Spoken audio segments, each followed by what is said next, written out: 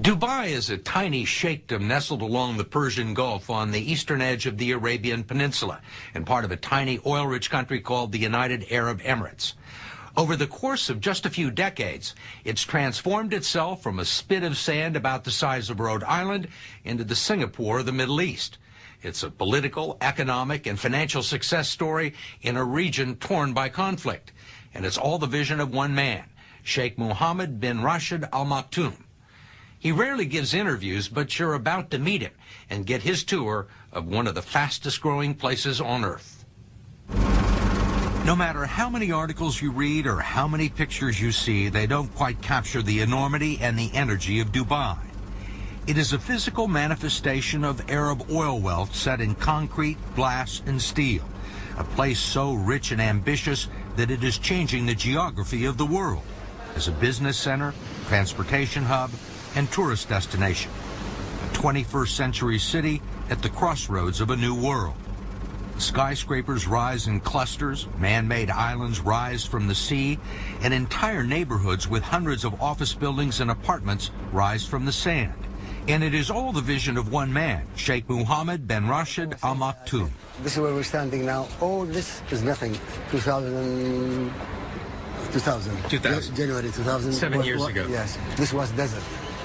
And look now, all what you see. What you see has been called the largest construction site on Earth, with 500,000 laborers working on a reported $300 billion worth of projects, building Sheikh Mohammed's dream of a modern, efficient, and tolerant Arab city with fine restaurants and a vibrant nightlife, both the playground and the business capital of a new Middle East. What are you trying to do here? What do you want this place to be? I want it to be number one. Not in the region, but in the world. What do you mean number one in the world? In everything. High education, health, housing. Just making my people the highest way of living. At 57 years old, he is one of the richest people in the world, a member of the Maktoum family, which has ruled here for nearly 2 centuries. He's a former Air Force pilot and an avid horseman who competes in cross-country endurance races and is one of the largest breeders of thoroughbred racehorses in the world. By Western standards, his marital situation is a little complicated. He's married to Princess Hayat, the daughter of the late King Hussein of Jordan, but he also has another wife who is rarely seen in public. Assalamu alaikum. He is frequently described as a workaholic, and as we found one morning, always in motion. I'm just doing my normal thing, which is, you know. You like to stay on your feet? Yeah. Where's your security detail? I don't have a security. You just walk around by yourself? Yeah. He's famous for dropping in unannounced at construction sites and government offices to see how things are going. We'll get in this car, huh? This is my car. All right, fine. I will drive.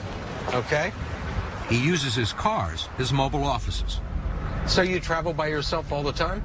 Most of the time I travel myself, yes. It seemed like almost everyone in Dubai knew the car and who was driving. But you see, the whole area is growing here. There's a little bit of Donald Trump in him, at least when it comes to showmanship. You know this building up there? That strange-looking building on the left is one of the world's tallest indoor ski slopes. Outside, it may be 120, but inside, it feels like the Alps. They are set and ready to run. Then there is the Dubai World Cup, showcasing the fastest horses in the world, running for the world's largest purse. Not to mention the most luxurious and expensive hotel in the world, the Burj Al Arab, where the cheapest room is $2,000 a night. Why do you want everything to be the biggest, the tallest? Steve, why not? Why not? If you can have it in New York, what can we have it here? Why are you in such a hurry? Most people would try and do all of this in a lifetime, not in 5 years. I want my people to live better life now, to go to the high school now, to go to the good health care now, not after 20 years. His people, the descendants of Bedouin tribesmen, pearl divers, and traders, now make up a small fraction of the population here. They enjoy one of the highest standards of living in the world, With free health care and college tuition, Nos told him the project was unfeasible. But with no environmental regulations to stop him, Sultan began dredging 100 million cubic yards of sand from the Persian Gulf, along with 7 million tons of rock, to form a man-made island in the shape of a palm. It more than doubled the coastline of Dubai and created waterfront condos and homes for 150,000 people, not including 35 hotels. Most people, if they brought in a business consultant and they told them this is a terrible idea, it's not going to work, they wouldn't do it. Most people, yes, but not us. What do you think of Sheikh Mohammed? He's great. He's a visionary, but his ambition without any limits. Ambition with no limits. Yeah. Professor Al-Kitbi warns that the Sheikh's ambition could have some consequences. But for the time being, business is still booming.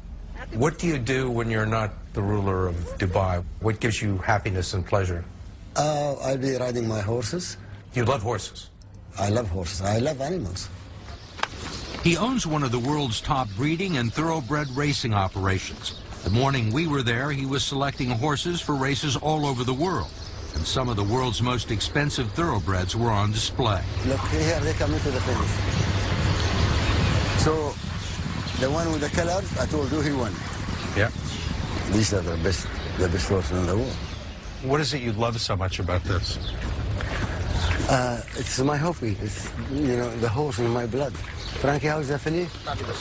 You like it? Touched out really well. Of the horses that we've seen today, what are they worth? Each one of these, if you win what we think you win, will be worth 50, 60 million $. There was one horse in particular that the Sheikh was interested in. If you look, they are there. Now they're building up. I expect this to pass this, otherwise I'll be disappointed. And this day he was not disappointed. No one likes to disappoint the Sheikh, not even his horses. That's what I want to see. And that's what I want to see.